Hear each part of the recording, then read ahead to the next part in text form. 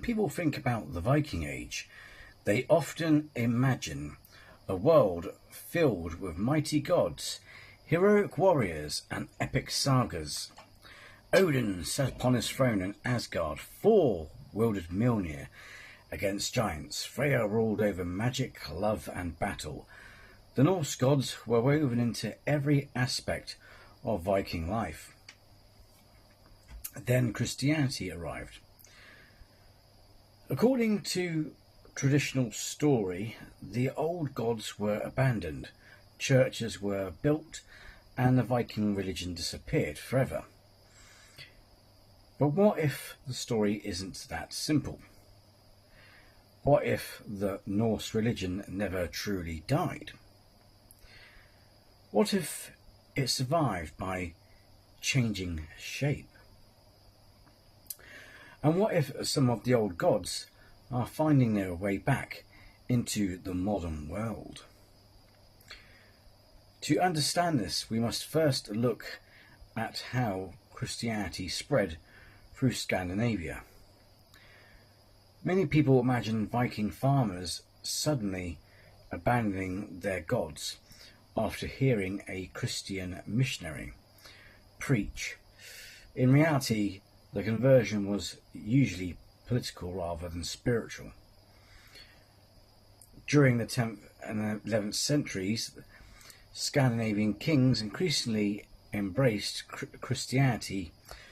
Kings such as Harald Bluetooth of Denmark and Olaf Tryggvason of Norway saw the new religion as a tool for unifying their kingdoms and strengthening ties with Christian Europe.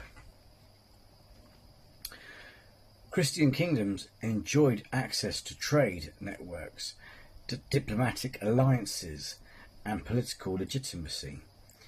Conversion often came from the top down rather than the bottom up. The old religion was not defeated in a single dramatic battle. Instead, it was gradually absorbed into a changing society. Even after official conversion, many pagan customs remained. People continued to tell stories of Odin and Thor. Ancient sacred sites were sometimes transformed into churches. Traditional festivals survived under Christian names. Folklore preserved memories of elves, land spirits, trolls, and supernatural beings that had roots stretching back into the pagan past. In many ways, Christianity did not erase Norse culture, it absorbed parts of it. One of the strangest ironies of this process involves the gods themselves. Throughout history, Christian writers often attempted to explain pagan gods by claiming they had once been extraordinary human beings. This idea is known as euphemism.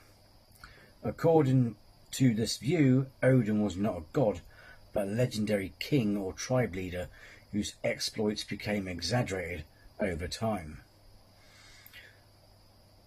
Snorri Sturluson wrote in Christian Iceland during the 13th century, preserved many Norse myths, but also described Odin and the Aesir as ancient people who had migrated from distant lands. To Christian scholars, this solved a theological problem. They could preserve traditional stories while denying the divinity of the old gods. But there is a fascinating irony here. By reducing Odin, Thor, and the other gods to historical figures, Christian writers unintentionally treated them in a way that resembles how many saints are viewed. Saints are real people whose lives became surrounded by stories, miracles, and legends. The old gods were stripped of their divine status and transformed into powerful ancestral figures. In trying to remove the gods from history, Christian writers may have ensured their survival. The myths remained, the names remained, the stories remained, and the memory of the gods endured. Even today we see evidence of this survival all around us. The names of the Norse gods still live in our calendar. Thursday is Thor's Day.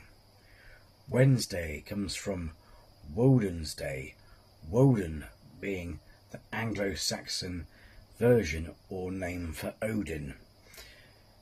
Place names across Scandinavia preserve ancient connections to Thor, Freya, and other deities. The old gods never completely vanished from the cultural landscape. Then something unexpected happened. In the modern era, interest in Norse paganism began to grow again. The 19th century saw a revival of interest in Viking history and mythology. Scholars translated the sagas. Artists painted scenes from the Eddas. Writers rediscovered ancient legends. By the late 20th century, organized pagan movements had begun emerging throughout the Nordic world. Today, religions such as Astro and heathenry have established communities across Europe, North America and beyond. In Iceland, Astro has official legal recognition. New temples have been proposed and constructed. Ceremonies honouring Odin, Thor, Freya and other deities are once again being performed. Across Scandinavia, growing numbers of people identify with pagan traditions, whether as a religion, a spiritual path, or a connection to their cultural heritage. For some, the gods are literal divine beings. For others, they represent powerful archetypes, symbols, or ancestral wisdom. What matters is that the stories are alive again. Perhaps this should not surprise us. The Norse worldview spoke about courage in the face of uncertainty. It celebrated wisdom, honour, hospitality and resilience. Its myths explored questions of fate, sacrifice, death and renewal. These themes remain relevant today, just as they were 1,000 years ago. So, did the Viking religion die? The answer depends on what we mean by death. The temples fell silent. The sacrifices ended. The old faith lost its place as the dominant religion of Scandinavia. But the story survived. The symbols survived. The traditions survived. And in some cases, the worship survived as well. Perhaps the Norse gods never truly disappeared. Perhaps they simply waited. Waiting in the sagas. Waiting in the folklore. Waiting in the names of our days and places. Waiting for a new generation to rediscover them.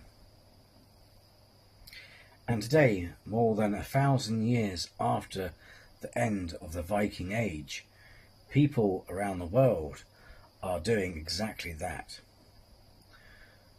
As always, thank you for watching, and if you found this video educational and insightful, then hit the like. And if you're new to the channel, then please do subscribe. It'd be great to have you with us. Until next time, take care and be well.